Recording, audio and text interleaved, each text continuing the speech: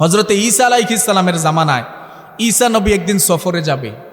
তার কাছে তার একজন উম্মত আইসা বলতেছে, একজন লুবি মানুষ, সে আইসা বলতেছে, হুজুর আপনার সাথে আমি সফরে যাব। ঈসা নবী বললেন যে তুমি আমার সাথে সফরে যাইবা? হ, ঠিক আছে, আমার ব্যাগটা লও। ঈসা নবী তার কাছে ব্যাগটা দিলেন। ব্যাগটা দেওয়ার পরে সে ঈসা নবীর সফর সঙ্গী হইয়া ঈসা নবীর সাথে রাস্তা দিয়ে হাঁটতেছে। কিছুক্ষণ হাঁটার পরে ঈসা নবী ক্লান্ত পরিশ্রান্ত হয়ে গেলেন। ব্যাগটা রাইখা মাটির মধ্যে বসলেন। আর ঈসা আলাইহিস সালাম ওই লোকটাকে বললেন, ভাই আমার ব্যাগের মধ্যে 3টা রুটি আছে, 3টা রুটির মধ্যে 2টা রুটি বাহির করো, তুমি একটা খাও আমি একটা খাই। তো দুইজনে 2টা রুটি খাইলেন। ঈসা নবী একটু ঘুমাই গেছে।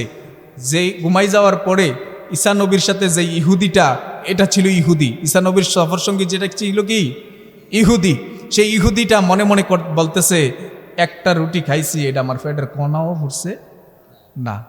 এই চিন্তা কইরা ঈসা নবী ঘুমাই গেছে, সে ব্যাগের 2 নম্বর রুটিটাও খাইয়া লাইছে। নাউজুবিল্লাহ কইতেন না। ঈসা আলাইহিস সালাম যখন ঘুম ভাঙ্গার পরে সফরে হাঁটতে শুরু করলেন।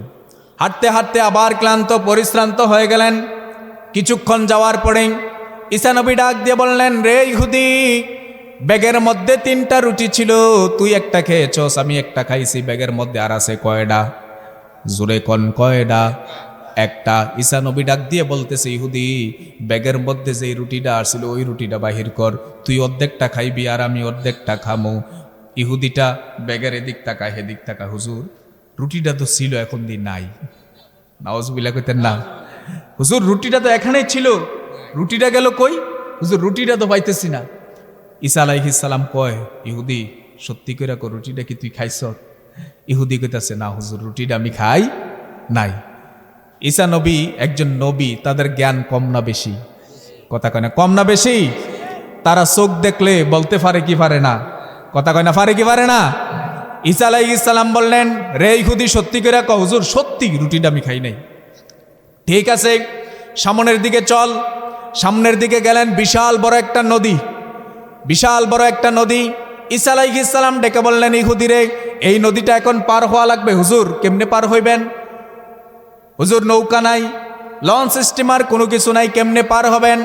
ঈসা আলাইহিস সালাম ডেকে বললেন, রে ইহুদি, আমি একজন নবী পয়গাম্বর, পানির উপর দিয়া হেঁটে হেঁটে পার হব। আল্লাহু আকবার। ঈসা আলাইহিস সালাম বললেন, আমি নদীর উপর দিয়া, পানির উপর দিয়া হেঁটে হেঁটে পার হব, তুই আমার পিছনে পিছনে আয়। সুবহানাল্লাহ কইতেন না? পানির উপর দিয়া ইহুদিরে নিয়া নদীর ওই পার চলে গেলেন। ইহুদিটা অবাক হয়ে গেলেন, হুজুর আপনার এত ক্ষমতা?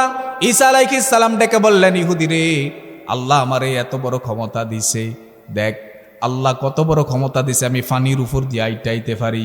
যে আল্লাহ আমারে এত বড় ক্ষমতা দিছে, ওই আল্লাহর নামে কসম কইরা কসে আমার ব্যাগের রুটিটা খাইছুস নি? সুবহানাল্লাহ কইতেন না? ইহুদি কইতাছে, হুজুর যে আল্লাহ আপনারে এত বড় ক্ষমতা দিল, ওই আল্লাহর শপথ করে বললাম, ওই আল্লাহর নামে কসম করে বললাম, আপনার ব্যাগের রুটিটা আমি খাই নাই। নাউজুবিল্লাহ কইতেন না? ঈসা আলাইহিস সালাম মনে মনে চিন্তা করতেছে, পাবলিক দি বড় মারাত্মক, পাবলিক বড় মারাত্মক। ঈসা আলাইহিস সালাম বললেন, ঠিক আছে খাস নাই তুই? কয় না। ঠিক আছে সামনে চল, মরুভূমির রাস্তা। সামনে যাওয়ার পরে দেখতে পাইলেন সুন্দর একটা হরিণের বাচ্চা। ঈসা আলাইহিস সালাম ডেকে বললেন, ইহুদি রে, হরিণের বাচ্চাটারে জবাই কর। হরিণের বাচ্চাটা জবাই করলেন। জবাই করার পরে রান্না করলেন। রান্না করার পরে দুইজনে পেট পুরাইয়া খাইছে।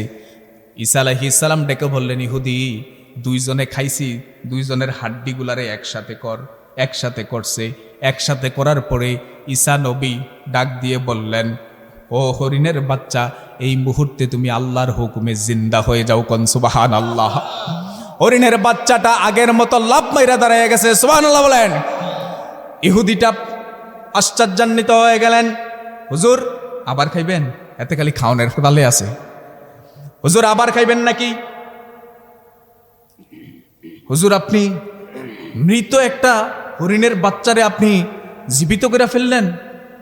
হযরত ঈসা আলাইহিস সালাম ডেকে বললেন, রে ইহুদি, দেখ আল্লাহ রাব্বুল আলামিন আমাকে মৃতটাকে জীবিত করার ক্ষমতা, শক্তি আমাকে দান করছে। সুবহানাল্লাহ বলবেন না? ঈসা আলাইহিস সালাম ডেকে বললেন, রে ইহুদি, ও ইহুদি শুন, যেই রব্বুল আলামিন আমাকে এত ক্ষমতা দান করলো, মৃত হরিণের বাচ্চাটাকে জিন্দা করার ক্ষমতা যে আল্লাহ আমারে দান করছে, ওই আল্লাহর নামে শপথ কইরা কসে তুই আমার ব্যাগের রুটিটা খাইছস নি? সুবহানাল্লাহ কইতেন না? ইহুদিটা ডাক দিয়ে বলতেছে, হুজুর, যে আল্লাহ আপনারে এত বড় ক্ষমতা দান করলো, ওই আল্লাহর নামে শপথ করে বললাম আপনার ব্যাগের রুটিটা আমি খাই নাই। ঈসা আলাইহিস সালাম কয়, আরে তে তো খুব মারাত্মক জিনিস, তারে সুজা সারা যাইব, এমনে সারা যাবে না। ঈসা আলাইহিস সালাম বললেন, ঠিক আছে সামনে চল। আরেকটু সামনে যাওয়ার পরে ঈসা আলাইহিস সালাম বসলেন। বসার পরে মরুভূমির মাঝখানে চতুর্দিক দিয়ে বালুটাই না 3টা বালুর স্তূপ করলেন। 3টা বালুর স্তূপ করার পরে হযরতে ঈসা আলাইহিস সালাম বললেন, রে বালির স্তূপ, এই মুহূর্তে আল্লাহর হুকুমে তোরা স্বর্ণ হয়ে যা। সুবহানাল্লাহ বলেন। সঙ্গে সঙ্গে 3টা বালুর স্তূপ সঙ্গে সঙ্গে স্বর্ণে পরিণত হয়ে গেল। ঈসা আলাইহিস সালাম একটা স্বর্ণের টুকরা নিলেন, আরেকটা টুকরা ইহুদিরে দিলেন। ইহুদি বলতেছে, হুজুর, 3টা স্বর্ণের টুকরা বানাইলেন, একটা আমারে দিলেন, আরেকটা আপনি নিলেন, আরেকটা কারে দিবেন? ঈসা আলাইহিস সালাম ডাক দিয়া কয়, ইহুদি রে, আমি যদি আমার 3 নাম্বারের ব্যাগের রুটি খাওয়াইনা লোকটারে পাইতাম, তাইলে এই মুহূর্তে আমি তারে 3 নাম্বার স্বর্ণের টুকরাটা দিতাম। কোন সুবহানাল্লাহ। ইহুদি কইতাছে, হুজুর, তারে দিয়া লইবেন এটা? কয়, হ। হুজুর, আসলে রুটিটা আমি খাইছিলাম, আসলে রুটিটা আমি খাইছিলাম। হযরতে ঈসা আলাইহিস সালাম স্বর্ণের টুকরা 3টাই তার হাতে দিলেন। যা বেটা, তোর মতো লোভী মানুষ আমার সাথে থাকতে পারে? তখন এই ইহুদিটা তো লোভী মানুষ, ঠিক কিনা বলেন? লোভী মানুষ 3টা স্বর্ণের টুকরা পাইছে, নাচতে নাচতে বাড়ির দিকে রওনা করছে। সামনে রাস্তার মধ্যে 3 জন ডাকাতে ধরছে। কয়জন? কথা কয় না, কয়জন? 3 জন। এই তোর খুঁটের মধ্যে কি? ইহুদি বলতেছে, না ভাই, কোনো কিছু নাই। কয়, না, তোর খুঁটের মধ্যে উঁচা উঁচা লাগতেছে, মনে হয় কোনো কিছু আছে। তখন 3 জন ব্যক্তি, 3 জন ডাকাতে মিল্লা তারে মারছে, 3টা স্বর্ণের টুকরা লইয়া গেছে। 3 জন ডাকাতে 3টা স্বর্ণের টুকরা পাইয়া আনন্দে খুশিতে এত খুশি, তারা বলতেছে, সারা জীবন ডাকাতি করছি, চুরি করছি, ছিনতাই করছি, আর জীবনে চুরি ডাকাতি করা লাগবে না। 3 জনে সিদ্ধান্ত নিছে মিষ্টি খাইতে হইব। এত বড় 3টা স্বর্ণের টুকরা পাইছি, আর জীবনে ডাকাতি করা লাগবে না। এবার আয় আমরা সবাই মিল্লা আনন্দ ফুর্তি করি, মিষ্টি খাই। 3 জনে মিল্লা পরামর্শ করছে, একজনরে মিষ্টি আনতে ফাড়াইছে। যে ব্যক্তিটা মিষ্টি আনতে গেছে সে মনে মনে চিন্তা করতেছে, মিষ্টিগুলার মধ্যে যদি বিষ মিশাই আনতে পারি, তাইলে বাকি 2টা বিষ খাইয়া মারা যাইব, 3টা স্বর্ণের টুকরা আমার হইব।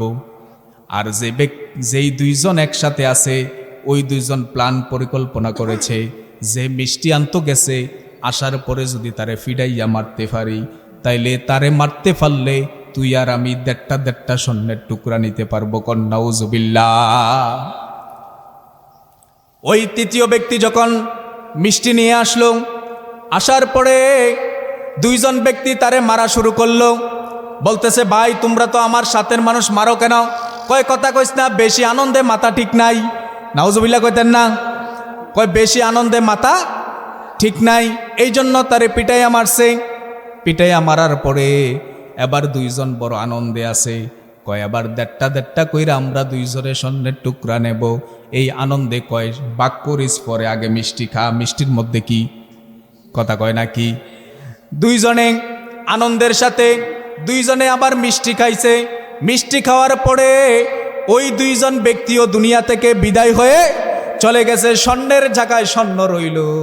3 জন দুনিয়া থেকে বিদায় হয়ে চলে গেল। যেই কথাটা আপনাদেরকে আমি বোঝাতে চাচ্ছিলাম, অতি লোভ করা যাবে না। অতি লোভ যেই ব্যক্তি করবে সে কোনোদিন সফল হতে পারবে না, ঠিক কিনা বলেন? এজন্য লোভ করা যাবে না।